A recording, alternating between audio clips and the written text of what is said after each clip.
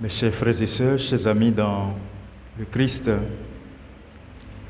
le mystère du Sacré-Cœur de Jésus que nous célébrons solennellement n'est pas que cette tranche de dévotion qui a du succès aujourd'hui à notre époque. C'est bien plus un mystère, un des points essentiels de notre foi au Christ, vrai Dieu et vrai homme.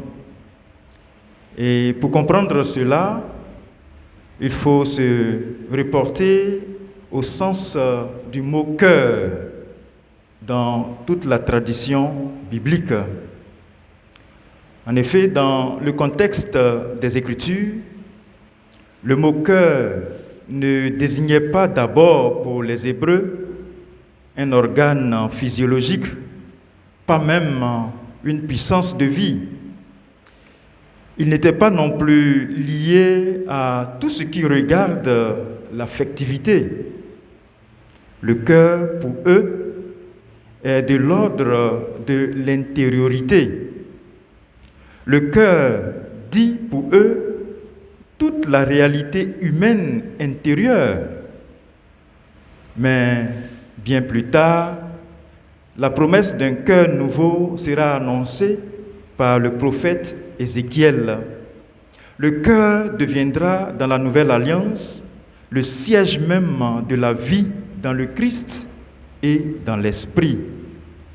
Et Saint Paul apôtre le témoigne dans la lettre aux Éphésiens. Le Christ habite en nos cœurs par la foi. Prenez racine dans l'amour pour se construire sur lui véritablement, disait-il. Mes chers frères et sœurs, in fine, le cœur sera pour nous aujourd'hui cette capacité qu'il y a en tout homme de communier, la capacité de s'ouvrir intimement à la présence de l'autre et de partager avec lui. Autrement dit, le cœur est la personne humaine en tant qu'elle est capable de s'ouvrir, de rencontrer l'autre et de l'accueillir dans toute sa dignité. Pour ainsi le dire, c'est la capacité de la communion, tout simplement. Dans son évangile, Saint Jean a pris le soin de nous dire qu'au moment de la mort de Jésus sur la croix, son côté a été ouvert. Il nous a rapporté cet épisode-là justement pour nous signifier précisément que la véritable rencontre de l'homme et sa communion profonde avec Dieu, c'est cela même qui se réalise au moment où coule le sang et l'eau du côté ouvert du Christ. C'est un signe, et ce signe est le mystère d'une communion plénière réalisée avec tous les hommes dans la mort de notre Christ. Dans la médiation de notre Christ auprès du Père, cet acte relationnel et de communion est important pour nous, pour notre foi. Ce que nous croyons de Jésus est bien ce que le Père avait voulu nous dire. Dieu, comme Père de toute éternité, voulait nous le révéler par son Fils. Et cela se passe par le cœur humain de Jésus, notre Christ. Mes chers frères et sœurs, on peut comprendre alors que le cœur humain désigne aussi bien toute la conscience du Christ et sa volonté, tout son désir et son affection pour nous.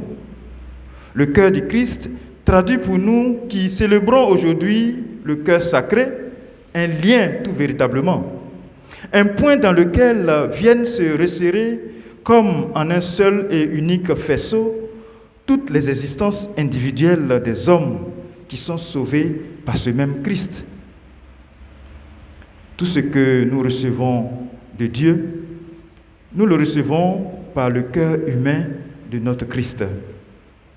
Toute la révélation est ainsi médiatisée et offerte par le cœur humain de notre Christ.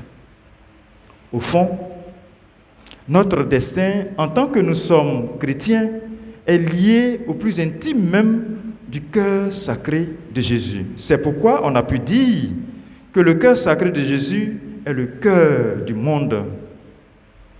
Dans l'évangile que nous avons pu entendre, Matthieu nous rend compte d'une manière ou d'une autre de ce que Jésus nous enseigne sur ce mystère, le mystère de son cœur sacré.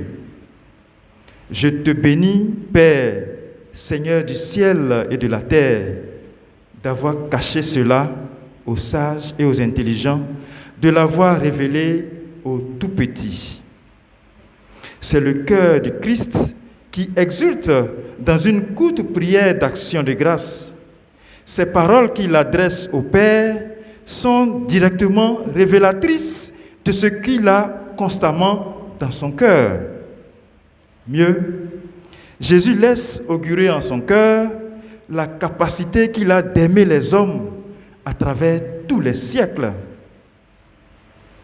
Et c'est le cas de le dire, c'est le lieu même du surgissement de la révélation de tout ce que le cœur du Christ, du Père, avait à nous dire. Et Jésus de nous le dit concrètement dans cet évangile.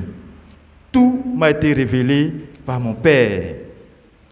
Dire autrement, c'est le cœur de Jésus, notre Christ, qui contient les trésors cachés de la sagesse, la connaissance, l'intelligence, toute la science même de Dieu.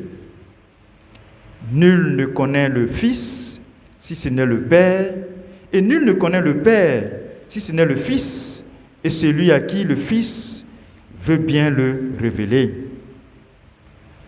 Au travers de deux autres images encore, Jésus nous montre aussi comment ce cœur sacré crée un lien entre les hommes et avec lui-même. Chargez-vous de mon joug, disait-il. Le joug est précisément ce qui assure la cohérence, la cohésion de l'effort d'un attelage au travail. D'une certaine manière, le joug qu'est le Christ, ou si vous voulez, le joug du Christ, c'est son cœur capable d'atteler notre propre cœur au sien. Et le faisant, nous trouvons alors soulagement pour notre âme.